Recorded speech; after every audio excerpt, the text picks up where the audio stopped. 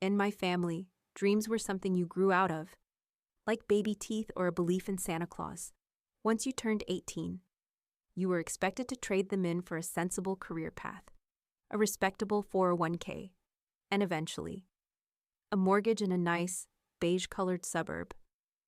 My dream was to create video games, to build worlds, to tell stories through code and art. My family called it childish. They called it a joke. They had no idea that one day, my childish dream would be generating more revenue than their entire cul-de-sac combined. If you've ever had a dream that no one else in your life seemed to understand, you're in the right place. So hit that subscribe button. My family members are aggressively practical people. My father is an insurance agent who has worked for the same company for 30 years. My mother is a registered nurse who prides herself on her pragmatism. And my older brother, Ethan, the golden child, is an accountant. An accountant. He sees the entire world as a balance sheet, a series of predictable outcomes and quantifiable assets. To them, success was a straight, well-lit, and incredibly boring highway. I, on the other hand, was lost in the woods. After getting my degree in digital media and game design, a degree my father referred to as my diploma in doodling, I moved back into my parents' basement. It was a temporary arrangement, a way to save money while I poured all of my energy into bringing my dream to life. To me, the basement was not a sign of failure. It was my studio. It was my command center. It was a creative chaos of multiple monitors, a high-end PC I had built myself, drawing tablets, and whiteboards covered in a spiderweb of character arcs, level designs, and complex plot points.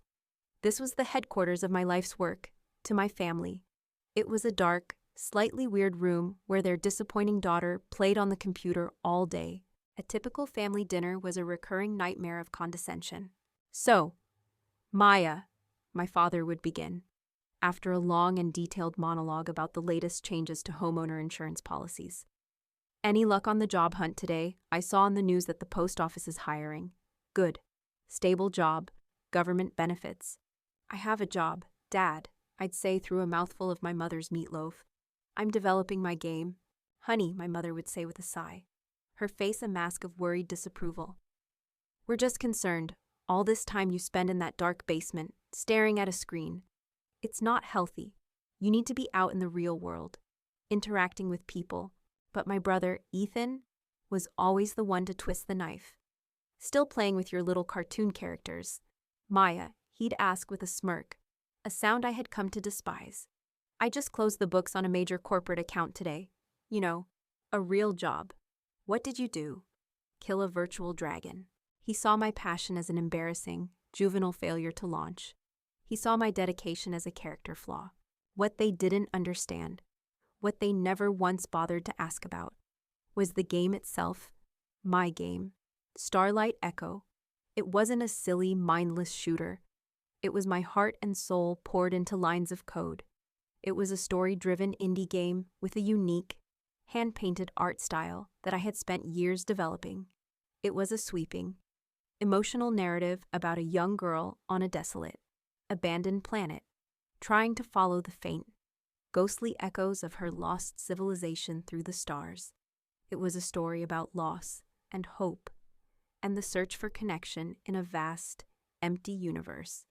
It was, in many ways, a story about me. I worked on it with a relentless, obsessive passion. I wasn't doing it because I thought it would make me millions. I was doing it because I had to. The story was in my bones, demanding to be told. I believed in it, even when no one else did. But their constant dismissal, their endless use of the word childish, was a slow-acting poison. It seeped into the cracks of my confidence, in the quiet, lonely hours of the night. After another dinner of their pitying looks and condescending advice, I would stare at my screen and feel a wave of crushing self-doubt. Maybe they're right. A treacherous little voice in my head would whisper, "Maybe this is just a stupid game. Maybe you are just a childish girl, wasting your life away in a basement."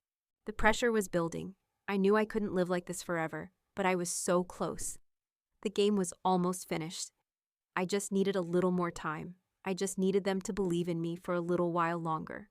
But their patience, I was about to find out, had officially run out, and they were about to stage an intervention designed to save me from my own dream.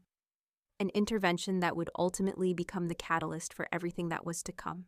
The summons came on a Tuesday evening. I was deep in my work, debugging a tricky piece of code for the game's final boss battle, when my mother's voice called down the basement stairs.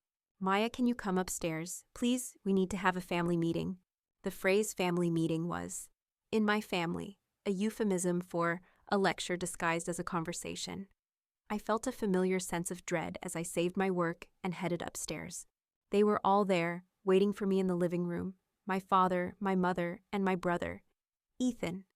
They were sitting together on the sofa, a united front, and they were all looking at me with the same grave, serious expression.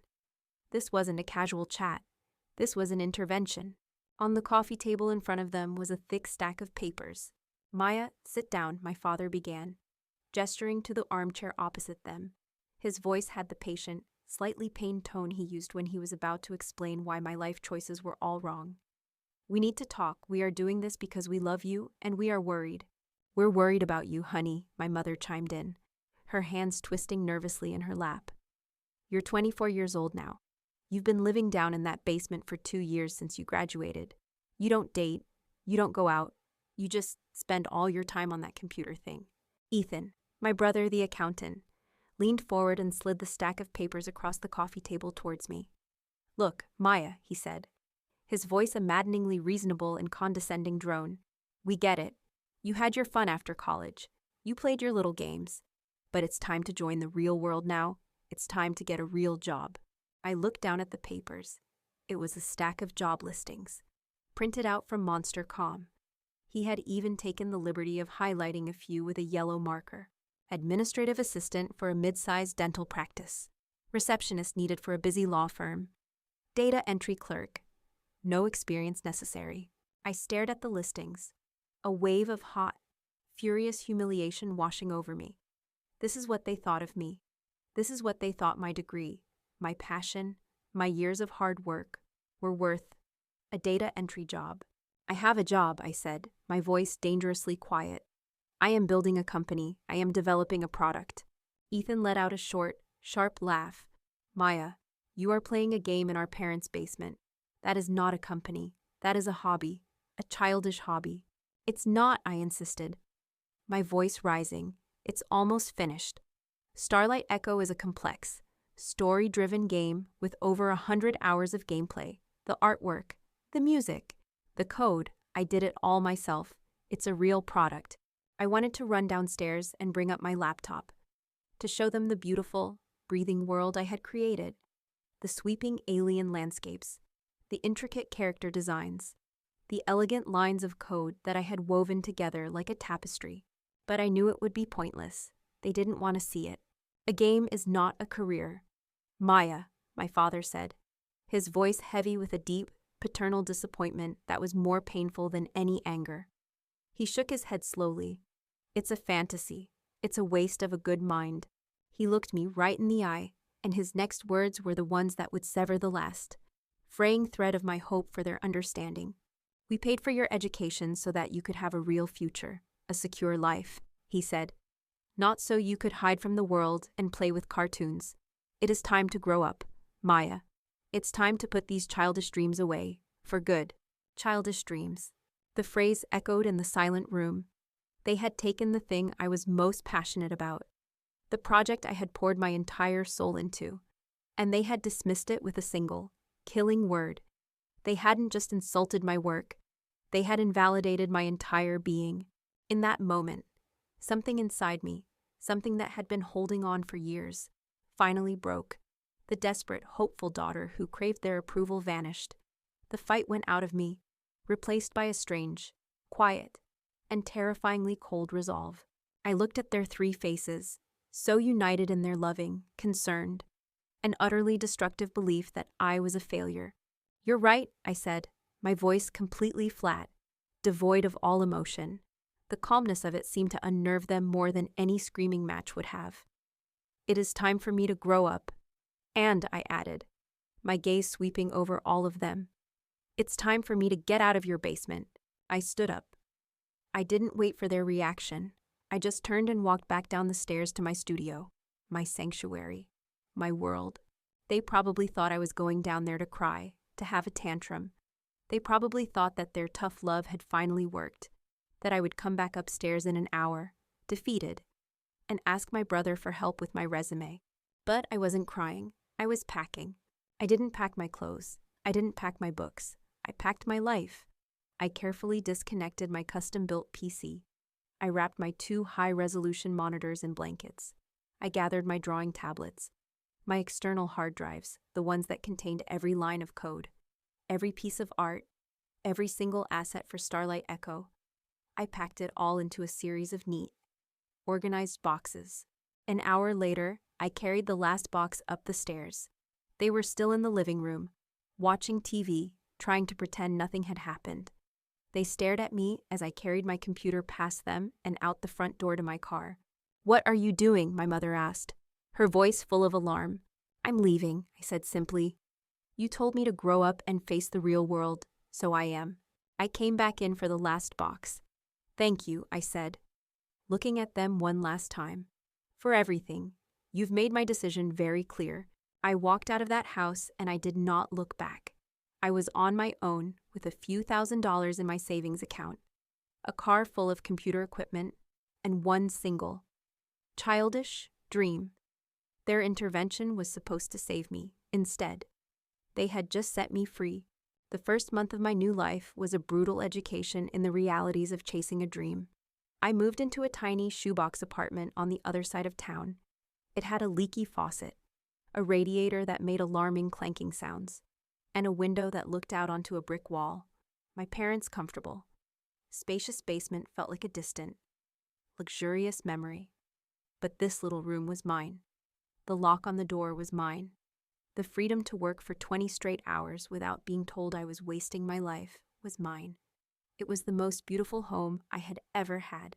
My life shrunk down to the 4 walls of that room and the glowing rectangle of my computer screen. The next year was a grueling, lonely, and strangely joyful grind. My entire existence became a singular, obsessive focus finishing Starlight Echo. My days were a monotonous loop of hard work. I'd wake up, make a pot of cheap, bitter coffee, and start coding before the sun was even up. I'd work for 18, sometimes 20, hours straight, my world narrowing to lines of text and the intricate art of my game. I lived on instant noodles and cheap pasta, the kind that comes in a box for $1. My savings account, the small nest egg I had carefully built up from years of part-time jobs, dwindled at an alarming rate. Every dollar I spent on rent or an electricity bill was a dollar I couldn't spend on a new software license or a better sound library for the game. There were moments of crushing, overwhelming self-doubt in the quiet, lonely hours of the night. When I'd hit a bug in the code that I couldn't fix, my family's voices would echo in my head. It's a childish dream, a waste of a good mind. Time to join the real world. I would sit there, my head in my hands, tears of frustration blurring the lines of code on the screen. And I would think, they were right. What am I doing? I've thrown my life away for a stupid game that no one will ever even play. My family, of course, did not help. My mother would call me once a week, her voice a carefully crafted mixture of love and pity. "Maya, honey," she'd say, "how are you? Are you eating properly? This has gone on long enough. You can always come home. Your room in the basement is still here for you." Her offer, which she thought was generous, felt like an insult. She didn't want me to succeed. She wanted me to fail, so I would come crawling back to the safety of the life they had planned for me. My brother, Ethan, sent me a single text message about a month after I moved out. It was a picture of him and his new girlfriend, standing in front of a new BMW he had just bought. The caption read, "Just closed my first big account. This is what a real job looks like. Little sister. Hope the doodling is going well." LOL. I wanted to throw my phone against the wall. Instead, I taped his text message to the bottom of my monitor. It became my fuel. Every time I felt like giving up, I would look at that smug, condescending message. and a fresh wave of angry, defiant energy would surge through me. But the grind wasn't all negative. There were moments of pure, exhilarating creation that made all the struggle worth it. There was the moment I finally perfected the physics of the main character's flight, making her soar through the game's alien sky with a grace that was breathtaking. There was the day I finished composing the game's main theme, a haunting, beautiful melody that perfectly captured the loneliness and hope of the story. And there was the community. That small, niche indie game forum where I had first started sharing my ideas became my lifeline. I would post short, anonymous gameplay clips or screenshots of my artwork. The feedback from that small group of strangers was like a drink of water in the desert. Wow, the art style is stunning. It looks like a painting come to life. The character animation is so smooth. What engine are you using? This looks amazing. I would pay good money for this. When is it coming out? Their comments were a balm on the wound of my family's dismissal. They saw what I saw. They saw art. They saw potential. They saw a real game. They were the first people, aside from me, to believe in Starlight Echo. After a year of relentless, obsessive work, it was finally done. The game was complete. Every line of code was polished. Every animation was smooth. Every piece of music was in place. I had poured my entire life, all of my time, all of my money, all of my heart into this one, single, childish dream. I spent my last few $100s on the fees to get my game onto Steam, the biggest online platform for PC games. I designed my own store page, wrote the marketing copy, and created a small, enticing trailer. And then, on a Tuesday morning, sitting alone in my tiny apartment, my bank account nearly empty, I clicked the publish button. Starlight Echo was live. It was out in the world, a tiny, unknown ship I had just pushed out into a vast, indifferent ocean. I was terrified. I was completely and utterly exhausted, and I had no idea if I had just launched the biggest success of my life, or if I had just confirmed my family's darkest, most satisfying predictions about my inevitable failure. All I could do was wait. The first week after I launched Starlight Echo was one of the most exquisitely painful periods of my life. The game went live on the massive Steam platform, a tiny, unknown island in an ocean of thousands of other games, and the world responded with a deafening, crushing silence. I would sit at my computer in my tiny apartment, compulsively refreshing the sales dashboard. In the first 24 hours, I sold 12 copies. I knew for a fact that 10 of those were from my supportive friends on the indie game developer forum. The other 2 were probably people who had clicked the buy button by mistake. After a full week, I had sold a grand total of 43 copies. The despair was a physical weight. I had poured my entire life, my every last dollar, my every waking moment for over a year into this dream, and the world had responded with a collective, indifferent shrug. My family's voices, their mocking, pitying words, became a constant, tormenting chorus in my head. It's a childish dream, a waste of a good mind. Time to join the real world. They were right. I was a fool, a delusional, broke fool, and I had failed. I started looking at the job listings my brother had highlighted for me, a cold, sick feeling of defeat settling in my stomach. The administrative assistant position at the dental office was probably still open. And then, on a random Tuesday afternoon, a week and a half after I had launched the game, a friend from the forum sent me a frantic message. The message was just a link to a Twitch stream, with the words, "Maya, you need to see this right now." My heart pounding, I clicked the link. It took me to the page of a streamer I knew of, a woman who went by the name Pixel Faye. She wasn't one of the mega streamers with millions of followers, but she was highly respected in the indie game community. She was known for discovering hidden gems, for having an incredible eye for unique, artistic games. Her stream had about 5,000 live viewers, and on her screen was my game, Starlight Echo. My breath caught in my throat. I turned up the volume. Pixel Faye was in the middle of the game's first major puzzle. She was silent for a long moment, and then she just let out a low whistle. "Chat," she said, her voice full of a genuine awe that made my eyes well up with tears. "I don't know what this game is. I've never heard of it. I found it at the bottom of the new releases list. But my God, it's gorgeous." She moved the character through the sweeping, hand-painted landscape I had spent months creating. "Look at this art style," she continued, her voice full of wonder. "It looks like a watercolor painting come to life. And the music? Just listen."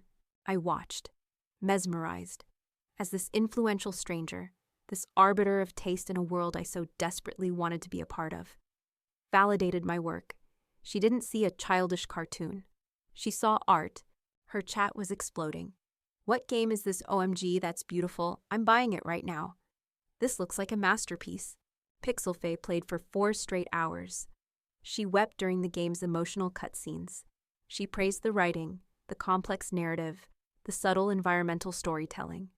"This isn't just a game," she said to her audience as she finally logged off. "This feels like something more. It feels important. It's a work of art. You all need to play this." That was the spark. Her stream was the spark that lit the forest fire. The next morning, I woke up to a reality so surreal I was convinced I was still dreaming. Starlight Echo was on the front page of the Steam store, under trending. I had sold over 50,000 copies overnight. My phone was blowing up with notifications. Major gaming news outlets, IGN, Kotaku, PC Gamer had all posted articles about the overnight viral hit that had come out of nowhere. The sales dashboard, which I had been scared to even look at, was now a blur of cascading numbers. 100,000 copies sold, 200,000 by the end of the first month. Starlight Echo had been downloaded over 1 million times. The money was a tidal wave.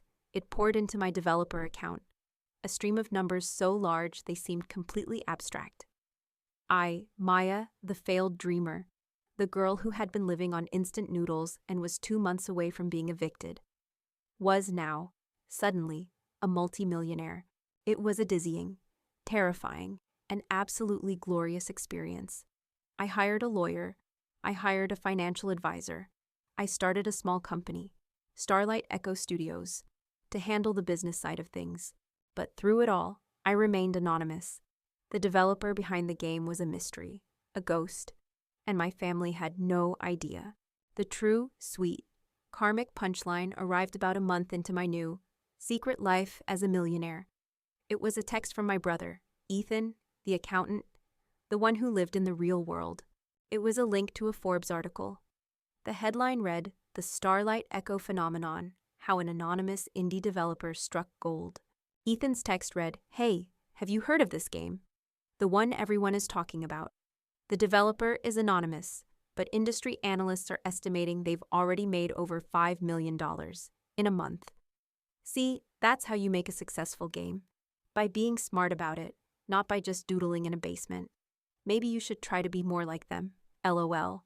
I stared at the text message, then at my bank account balance, then back at the text. He was, without a single shred of irony, holding up my own success as a weapon to use against me. He was praising the anonymous millionaire I had become, while simultaneously mocking the failure he still thought I was.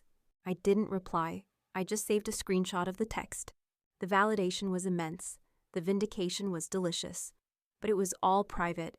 My new life, my new success, my new power, it was all a secret. And I knew, with a deep and growing certainty, that a secret this big couldn't stay hidden forever.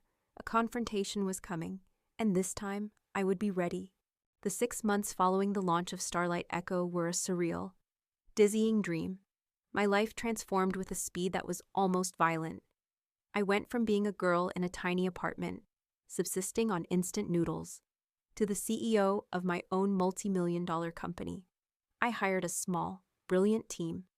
I moved Starlight Echo Studios out of my apartment and into a sleek, modern office space downtown.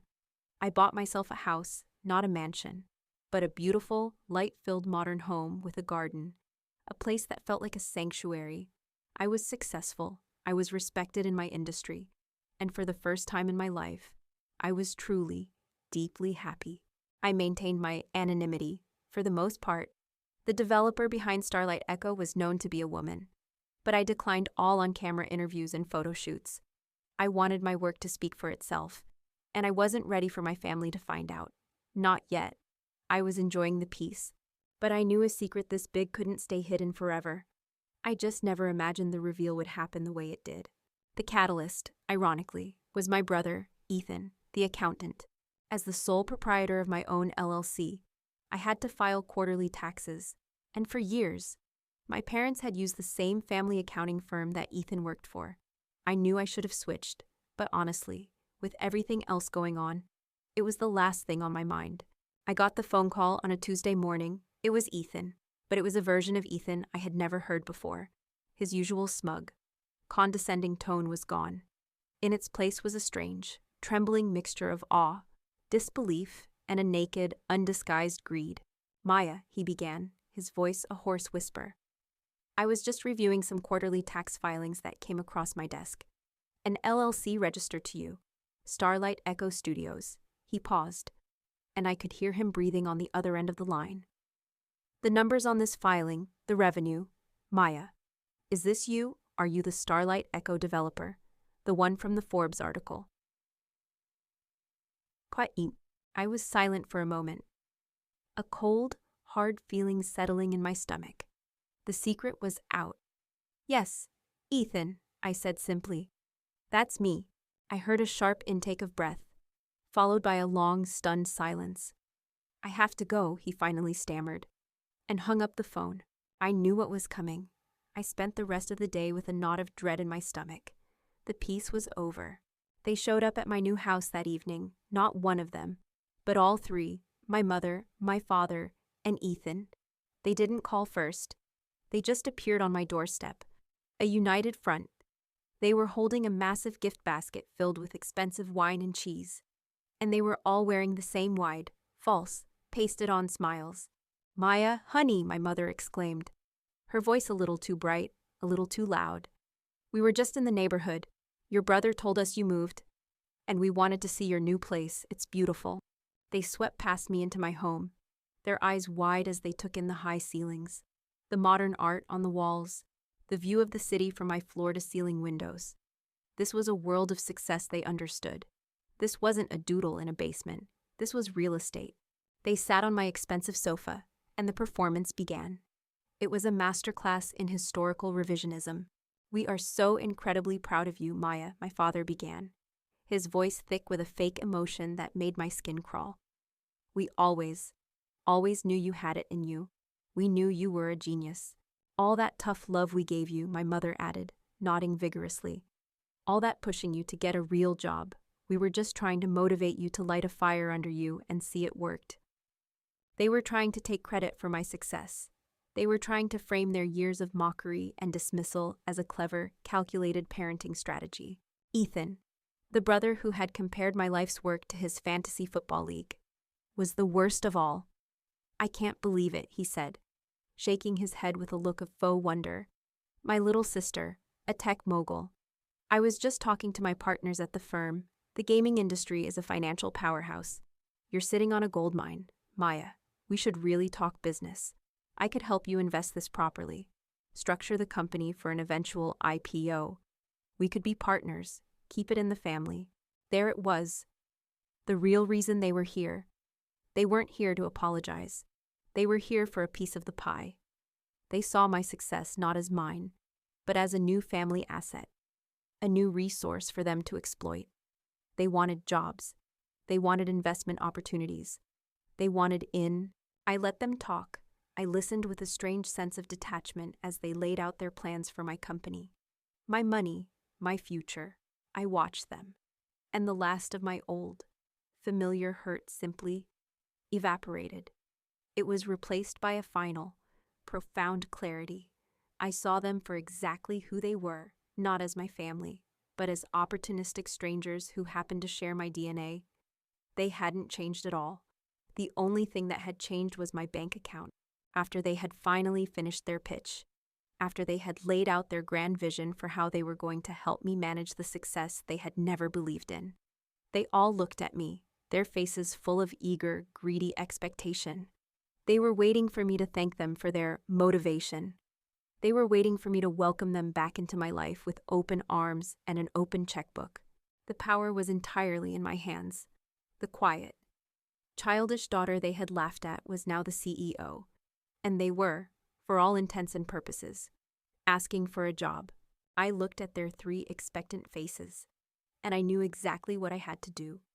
They all sat there in my expensive living room, their faces alight with a new, greedy hope. They had successfully navigated the awkwardness of their past mockery, and were now ready to cash in on the success they had never supported. They were waiting for me to offer them jobs, to thank them for their tough love, to welcome them with open arms and an open checkbook into my new world. I took a slow, deliberate sip of the sparkling water I was holding. I let the silence stretch, watching as their eager smiles began to falter under my calm, unreadable gaze.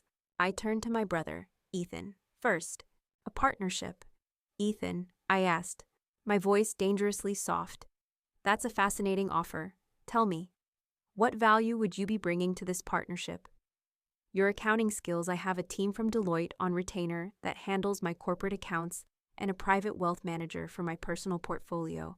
Or perhaps, I continued, you'd bring your deep understanding of the video game industry. Oh wait, that's right. You thought it was a childish hobby, and that success meant getting a high score. Your business acumen is truly inspiring. Ethan's face flushed a deep, ugly red. He opened his mouth to say something, but no words came out. I then turned to my parents. And you, Mom, Dad, I said, my voice still quiet, still calm. You think your tough love is what motivated me? Let me be perfectly clear.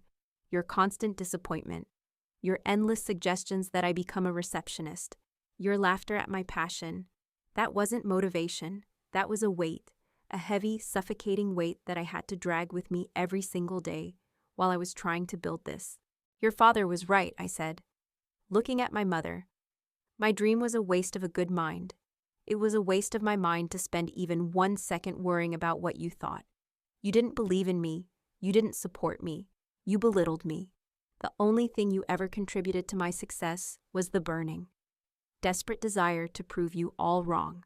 So, no, I said, my voice now as hard and as clear as glass. There will be no partnership. Ethan, there will be no jobs at my company. There will be no family trust to manage my gold mine. The Bank of Maya, the one you all took withdrawals from so freely for years, is permanently closed. My success is not a family asset. It is mine. I earned it. I built it, not because of you, but in spite of you. I stood up.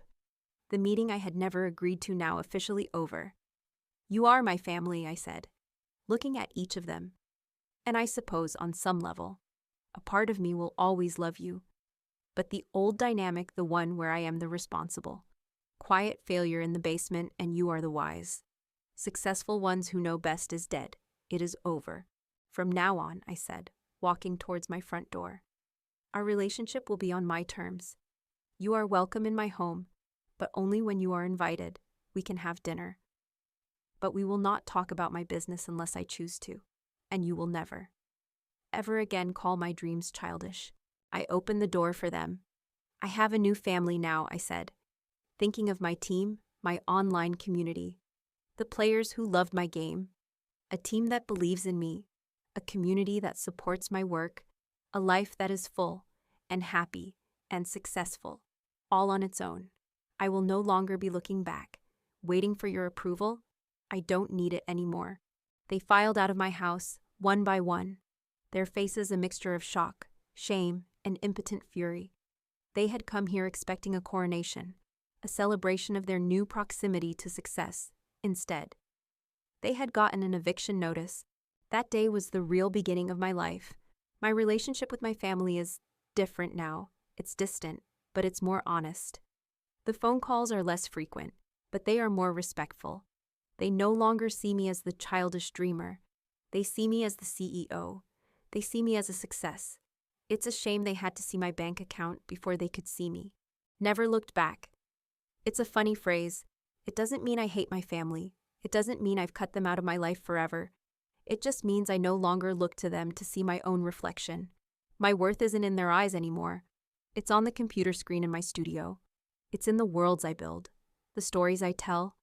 It's in the emails I get from players, telling me that my silly little game helped them through a difficult time, that it made them feel less alone.